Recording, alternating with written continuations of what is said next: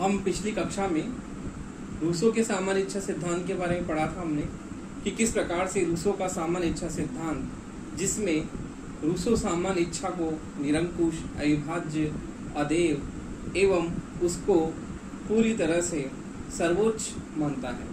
इस प्रकार रूसो के सामान्य इच्छा के सिद्धांत के द्वारा रूसो ने यह बताया कि सामान्य इच्छा सर्वोच्च एवं संप्रभु होती है, और किस प्रकार से उसके समझौते से यह स्पष्ट हुआ कि रूसो केवल समझौते का सामाजिक स्वरूप ही ज़्यादा मान्य रूप से स्वीकार करता है, और जो समझौते का दूसरा स्वरूप है राजनीतिक समझौता जो है वह उसको स्वीकार नहीं करता, क्योंकि रूसो के समझौते के सामाजिक स्वरूप से समाज का अर्थात सामान्य इच्छा का जन्म होता है, और दूसरे समझौते से राजनीतिक समझौता जो होता है वह उसे स्वीकार नहीं करता। पहले समझौते से समाज और फिर सामान्य इच्छा अर्थात सामान्य इच्छा सर्वोच्च और निरंकुश प्रभुसत्ताधारी होती है, जिसके पास में शासन की समस्त शक्तियां होती है। तो इस प्रकार से रूसो का जो सामान्य इच्छा का सिद्धांत जो हमने पढ़ा, उसमें हमने ये देखा कि रूसो सामान्य इच्छा को जन कल्याण और सामान्य हित पर आधारित मानता है कि सामान्य इच्छा वही है जिसमें सामान्य हित अर्थात जो सामान्य कल्याण से क्या है, युक्त है। तो इस प्रकार रूसो की सामान्य इच्छा सर्वोच्च और निरंकुश होते हुए भी वो सामान्य हित अथवा जन कल्याण पर आधारित है। इस प्रकार से रूसो ने जनतंत्रात्मक शासन प्रणाली की जो नींव डाली, और रूसो को जनतंत्र शासन प्रणाली का उसे संरक्षक माना जाता है कि उसने अपने विचारों में जनतंत्रात्मक शासन प्रणाली को उसने उसके आधार स्तंभ पर अपने सिद्धांतों का प्रतिपादन किया। इस प्रकार से रूसो के चिंतन में हमें लोकप्रिय प्रभुसत्ता और जनतंत्रात्मक शासन प्रणाली के प्रमुख तत्व देखने को मिलते हैं, और रूसो का जो सामान्य इच्छा सिद्धांत है, उस सामान्य इच्छा सिद्धांत जो कि सामान्य हित और जन कल्याण पर आधारित है, वह सर्वसम्मति अर्थात जनमत से किस प्रकार अर्थात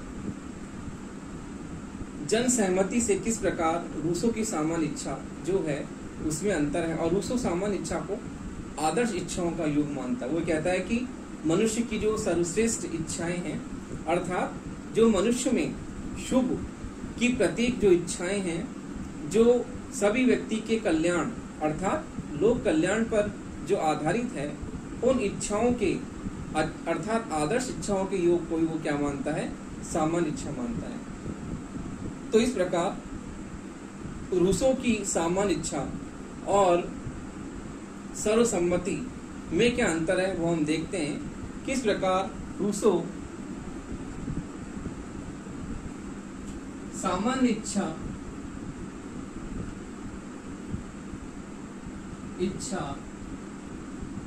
एवं जनमत अथवा सर्व सम्मति में अंतर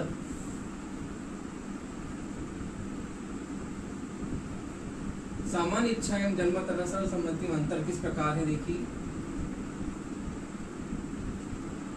पहला है सर्व सम्मति अथवा जनमत में, सर्वसम्मति अथवा जनमत में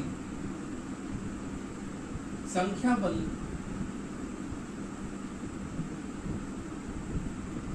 बल प्रमुख है, जबकि सामान्य इच्छा में सामान्य हित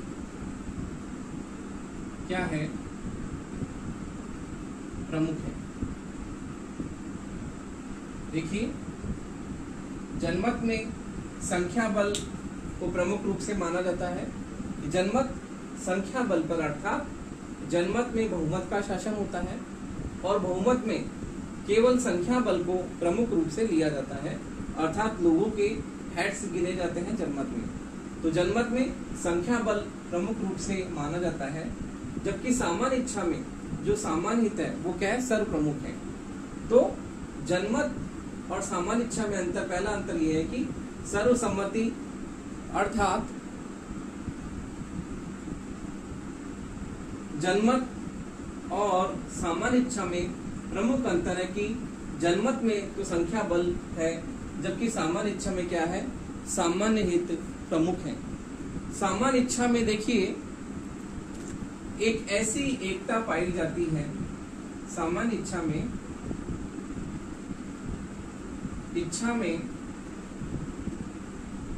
एकता पाई जाती है, जबकि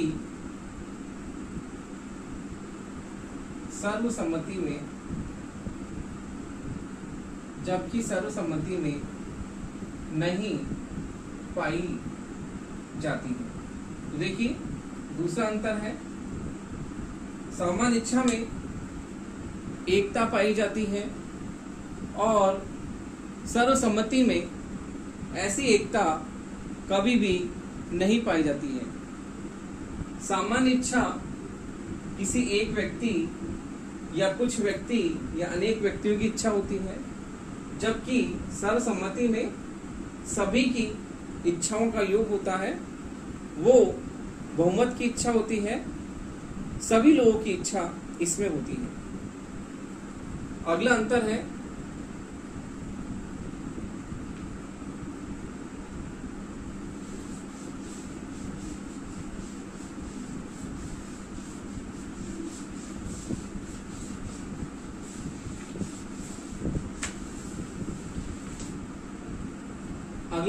देखिए सर्वसम्मति किन्हीं विशेष परिस्थितियों में सर्वसम्मति किसी विशेष परिस्थितियों में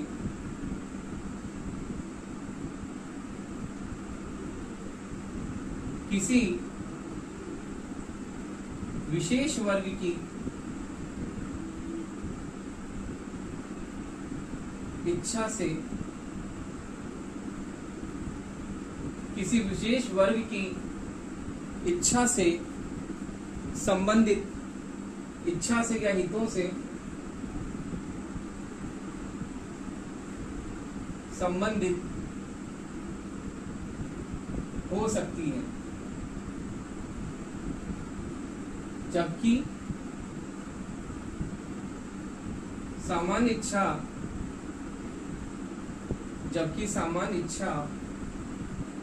केवल सामान्य हित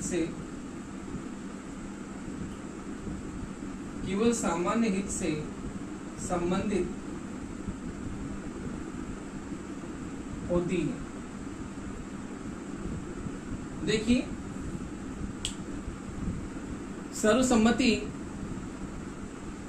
विशेष परिस्थितियों में विशेष वर्ग की इच्छा से संबंधित हो सकती है, जबकि सामान्य इच्छा केवल सामान्य हित से अर्थात जन कल्याण अर्थात लोगों के कल्याण से संबंधित ही होती है।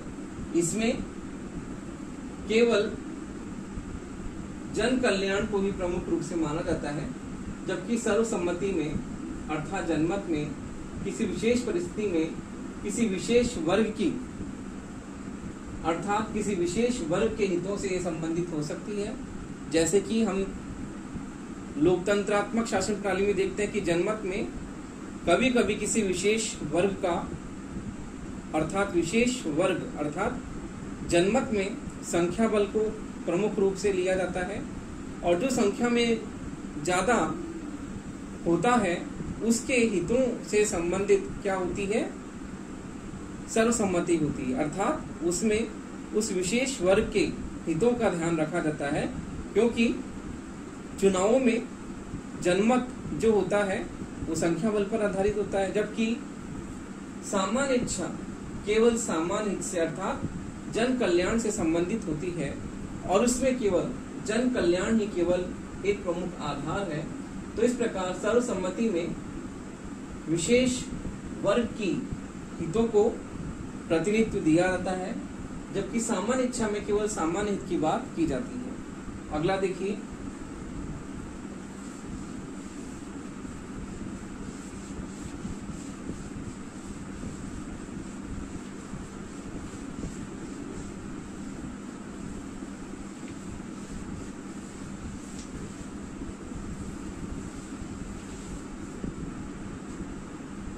अगला है सामान्य इच्छा सर्वसम्मति।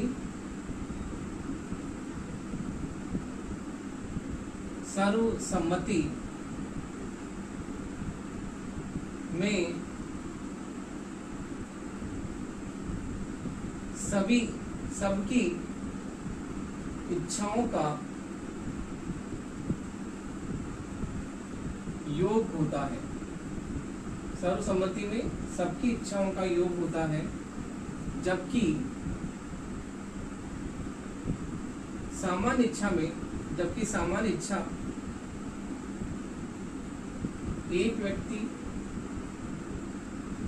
व्यक्ति या अनेक व्यक्तियों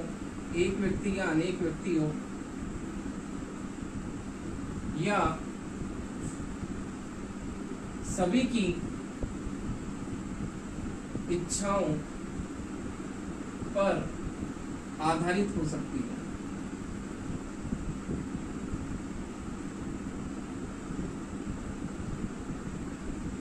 देखिए अगला अंतर है, सर्वसम्मति में सबकी इच्छाओं का योग होता है, क्योंकि जनमत में बहुमत की इच्छा को प्रमुख रूप से माना जाता है और सभी की इच्छाओं का योग इसमें प्रमुख रूप से होता है, जबकि सामान्य इच्छा एक व्यक्ति या अनेक व्यक्ति या सभी व्यक्तियों की इच्छाओं पर आधारित हो सकती है, क्योंकि सामान्य इच्छा एक की भी हो सकती है, अनेक की भी हो सकती है, सभी व्यक्तियों की इच्छा भी हो सकती है, ऐसा इसमें कोई डिफाइन नहीं है। जबकि सर्वसम्मति बहुमत की इच्छा है और इसमें सभी की इच्छाओं का योग होता है। तो इस प्रकार से सामान्य इच्छा केवल सामान्य हित अर्थात जन कल्याण लोक कल्याण पर आधारित होती है, जबकि सर्वसम्मति जो होती है वह सभी की इच्छाओं के योग पर आधारित होती है और सामान्य इच्छा में केवल आदर्श इच्छाओं का ही योग पाया जाता है, अर्थात जो मनुष्य की श्रेष्ठतम इच्छाएं हैं, अर्थात जिनमें मनुष्य श्रेष्ठ रूप से शुभ का संकेत जिन इच्छाओं में देता है, अर्थात जिन इच्छाओं में शुभ की इच्छाएं ज्यादा होती हैं वही इच्छाएं क्या होती हैं, सामान्य इच्छा होती है। तो इस प्रकार से ये अंतर जो है सामान्य इच्छा और जनमत की इच्छा में हमने अभी किया। इसके बाद हम देखते हैं कि किस प्रकार से जो सामान्य इच्छा की आलोचना है, अर्थात उसमें क्या क्या कमियां और दोष रह गए हैं, उन कमियों और दोषों को हम देखते हैं कि सामान्य इच्छा में क्या कमियां हैं, क्या दोष हैं।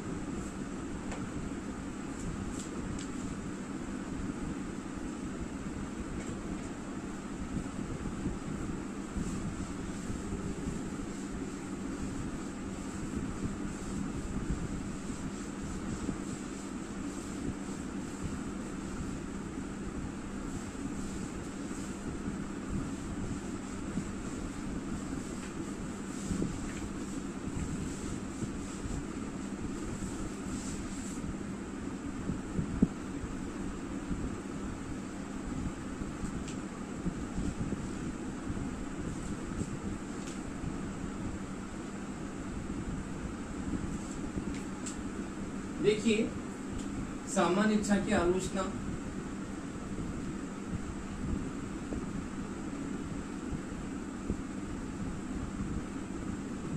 पहला पॉइंट है आलोचना का कि अस्पष्ट एवं अव्यावहारिक है। अस्पष्ट एवं अव्यावहारिक है।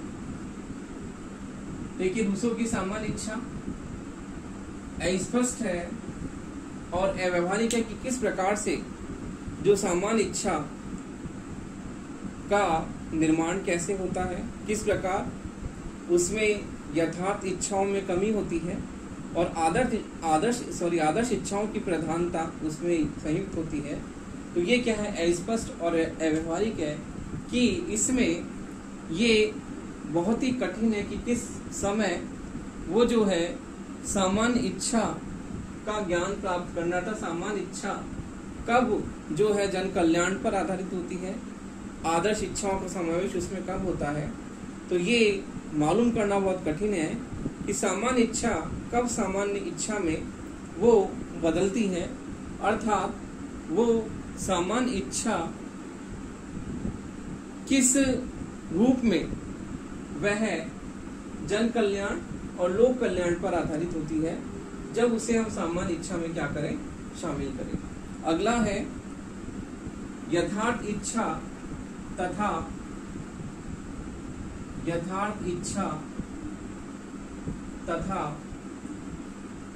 आदर्श इच्छा का भेद क्या है, काल्पनिक।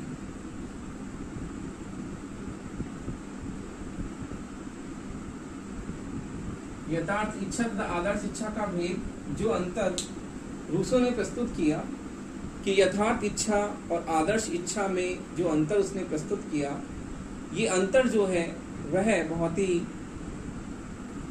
काल्पनिक है। किस प्रकार से हम इच्छा को यथार्थ इच्छा की संज्ञा दें और किस इच्छा को हम आदर्श इच्छा की संज्ञा दें, ये कहना बहुत ही मुश्किल है, बहुत ही कठिन है। इस प्रकार से इच्छाओं का वर्गीकरण, अर्थात इच्छाओं को अलग अलग बांटना, कौन सी इच्छा आदर्श है, कौन सी इच्छा यथार्थ है, इस प्रकार से इच्छाओं का जो वर्गीकरण करना वो बहुत ही क्या है, मुश्किल है, बहुत ही दुष्कर है, बहुत ही कठिन है। हम कौन सी इच्छा को आदर्श इच्छा का नाम दें, हम कौन सी इच्छा को यथार्थ इच्छा का नाम दें, तो ये बहुत ही मुश्किल है ये वर्गीकरण करना कि कौन सी इच्छा आदर्श है, कौन सी इच्छा यथार्थ है।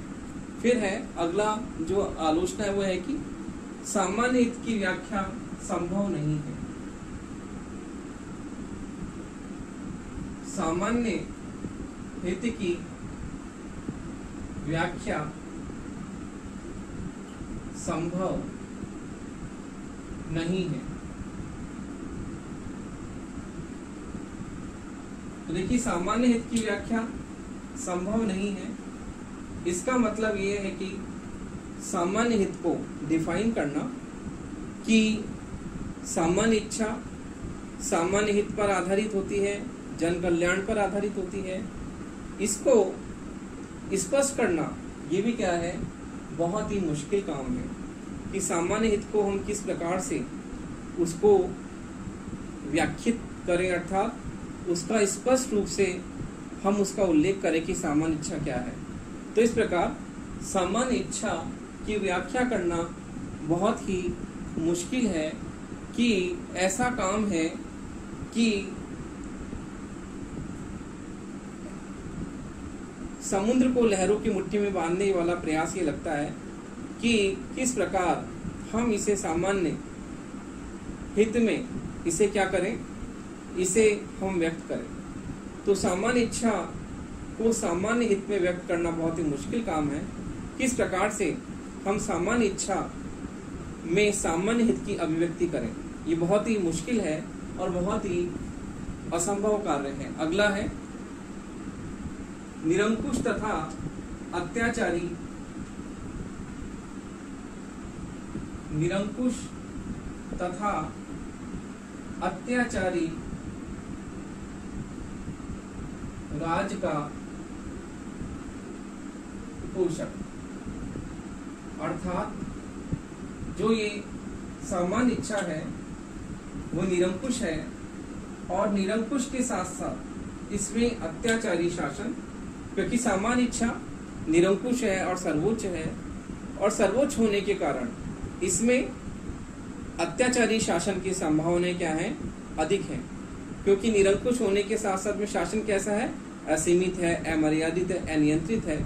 तो इस प्रकार से शासन का जो ये स्वरूप है, ये स्वरूप बहुत ही अमर्यादित रूप से है, असीमित रूप से है, जिस पर किसी भी तरह का कोई भी अंकुश नहीं है।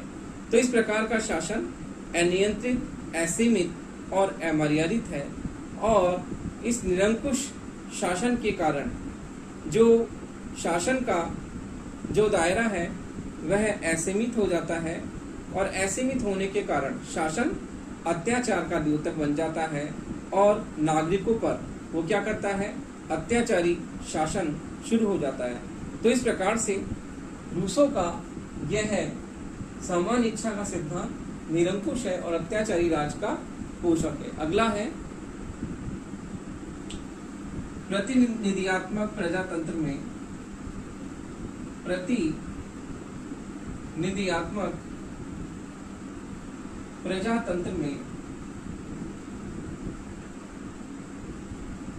संभव नहीं है। देखिए, ये जो रूसो का सामान्य इच्छा का सिद्धांत है वह प्रतिनिधियात्मक प्रजातंत्र में संभव नहीं है।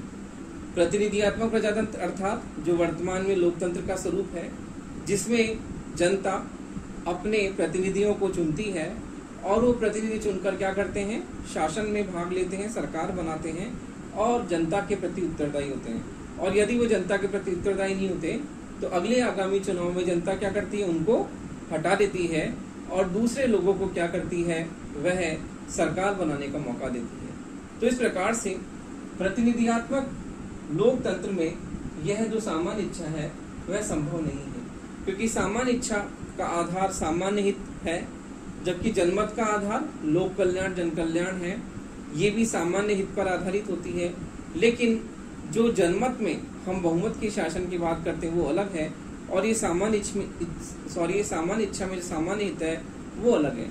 तो इस प्रकार से प्रतिनिधियात्मक लोकतंत्र में जो सामान्य इच्छा है इसे हम लागू नहीं कर सकते, क्योंकि प्रतिनिधियात्मक लोकतंत्र में जनता जो होती है वो जनता चुनावों के आधार पर चुनती है और फिर सरकार बनाती है, जबकि सामान्य इच्छा सामान्य हित पर आधारित होती है, और सामान्य हित पर आधारित होने के कारण वो जन कल्याण अर्थात लोक कल्याण के कार्य करती है। तो इस प्रकार रूसो का जो सामान्य इच्छा का सिद्धांत है उसमें अनेक कमियां हैं, और अगली कमी को हम देखते हैं कि किस प्रकार से अगला जो आलोचना का बिंदु है वो देखते हैं।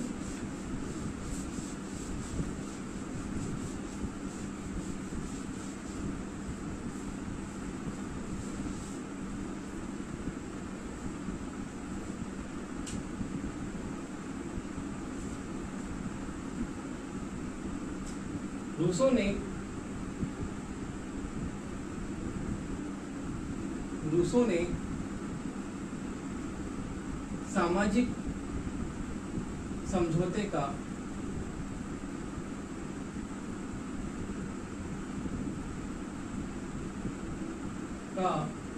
जो चित्रण प्रस्तुत किया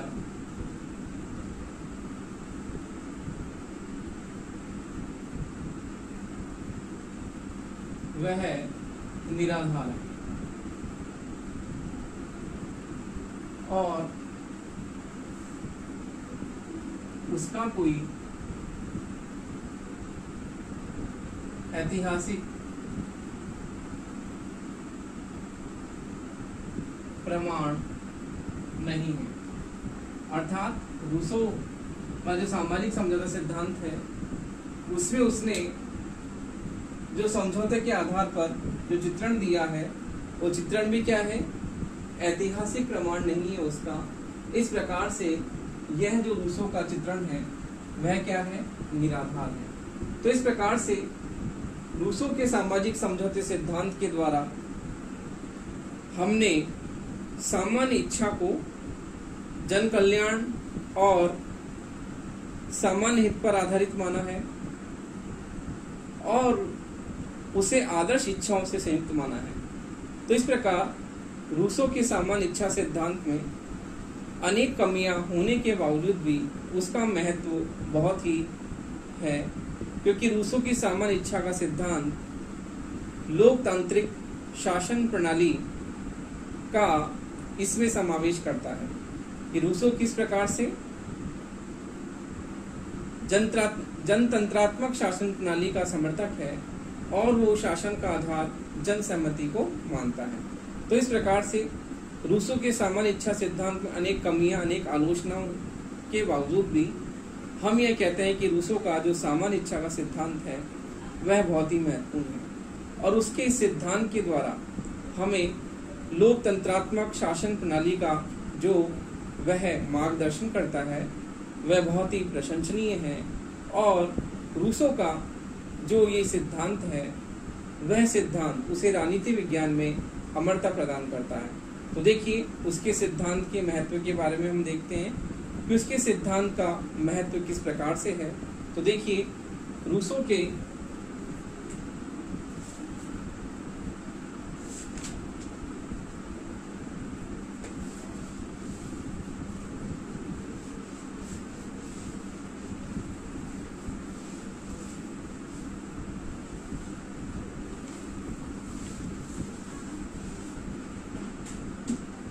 रूसो के देखिए सामान्य इच्छा सिद्धांत का जो महत्व है वह बहुत ही महत्वपूर्ण है, और उसका महत्व इस बात से है, महत्व सामान्य इच्छा का महत्व देखिए ऐसे लिखते हैं, सामान्य इच्छा का महत्व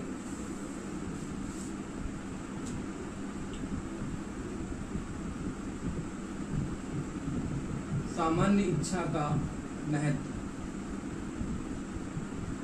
देखिए रूसो का सामान्य इच्छा का महत्व इस बात से है कि रूसो का यह सिद्धांत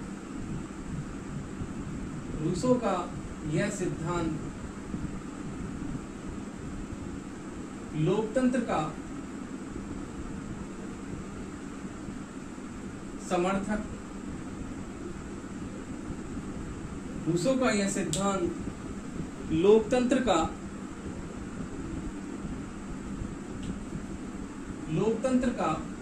प्रतिपादक है।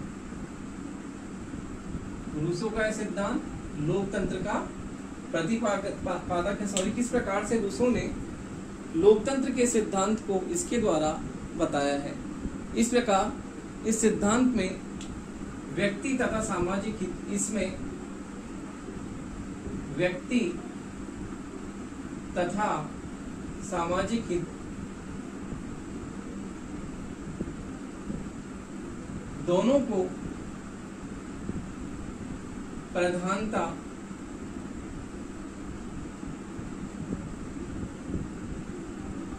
दी है। अगला है यह सिद्धांत राष्ट्रवाद का भी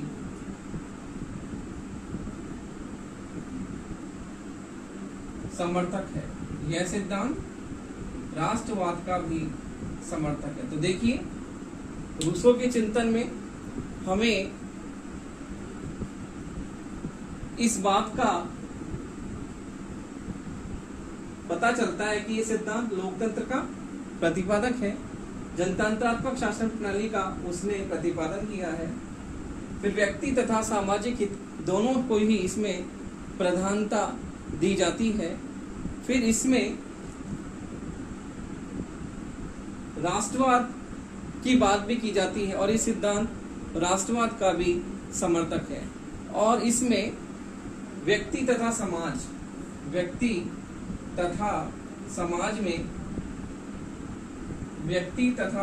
में स्वावलंबी एकता का सिद्धांत,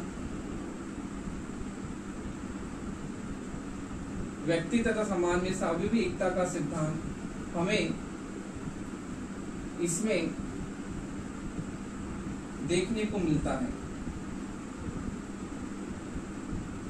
अर्थात इस सिद्धांत में स्वावलंबी एकता का भी सिद्धांत, जिसमें व्यक्ति और समाज में वैसा ही संबंध है जैसा कि शरीर के अंगों में संबंध है। अर्थात शरीर के अंग जिस प्रकार से एक दूसरे से जुड़े हुए हैं, उसी प्रकार से व्यक्ति और समाज में इसी प्रकार से पूरकता पाई जाती है, क्योंकि व्यक्ति और समाज शरीर के अंगों की तरह एक दूसरे से जुड़े हुए हैं। तो इस प्रकार से रूसो की सामान्य इच्छा का सिद्धांत बहुत ही उसकी महत्वपूर्ण देन है, जो कि राजनीति जगत में रूसो को अमरता प्रदान करता है। और सामान्य इच्छा का सिद्धांत रूसो की लोकतंत्र में उसके विश्वास को व्यक्त करता है और इस प्रकार सामान्य हित की अभिव्यक्ति करता है। तो रूसो का यह सिद्धांत उसे लोकतंत्रात्मक शासन प्रणाली का समर्थक विचारक मानता है और इस प्रकार रूसो सामान्य इच्छा के सिद्धांत के द्वारा राजनीति जगत को अपनी महत्वपूर्ण देन देता है और उसका नाम राजनीति विज्ञान में उसे अमरता प्रदान करता है।